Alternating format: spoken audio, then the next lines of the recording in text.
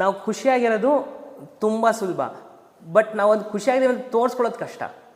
ಎಷ್ಟೊಂದು ಸರಿ ಏನಾಗ್ಬಿಡ್ತೀವಿ, ನಾವು ಸಣ್ಣ ಪುಟ್ಟ ಖುಷಿಯಾಗಿರ್ತೀವಿ, ಬಟ್ ಯಾವಾಗ ನಾನು ಖುಷಿಯಾಗಿದ್ದೀನಿ ಅಂತ ಪ್ರೂವ್ ಮಾಡಬೇಕಲ್ಲ, ಪ್ರೂವ್ ಮಾಡೋದ್ರಲ್ಲಿ ಒಂದೊಂದ್ಸರಿ ನಾವು ಸುಖ ನೋಡ್ತಾ ಇರ್ತೀವಿ.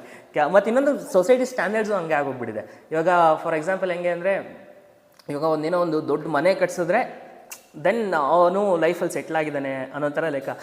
ಅದಕ್ಕೇನು ಮಾಡೋದು, ನಿಜವಾಗ್ಲೂ ಆ ದೊಡ್ಡ ಮನೆ ಅವಶ್ಯಕತೆನೇ ಇರಲ್ಲ ಎಷ್ಟೊಂದು ಜನಕ್ಕೆ. ನನ್ನ ಫ್ರೆಂಡ್ ಸರ್ಕಲ್, ನನ್ನ ಏಜಲ್ಲಿ ನನ್ನ ಫ್ರೆಂಡ್ ಸರ್ಕಲ್ ನಾನು ಹೇಳ್ತಾ ಇದ್ದೀನಿ, ಬಹಳ ಜನ ಎಲ್ಲ ಸಫರ್ ಮಾಡ್ತಾ ಇರೋದಿಲ್ಲ ಇಲ್ಲನೇ.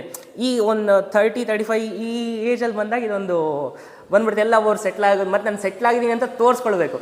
ಅವಾಗ ತೋರಿಸ್ಕೊಂಡ್ರೆ ಅವ್ರೊಂದಷ್ಟು ಜನ ಅಪ್ರಿಷಿಯೇಟ್ ಮಾಡಿದ್ರೆ ಅವಾಗ ನಾವು ಒಂಥರ ಸ್ಯಾಟಿಸ್ಫ್ಯಾಕ್ಷನ್ ಅಂತಾರೆ.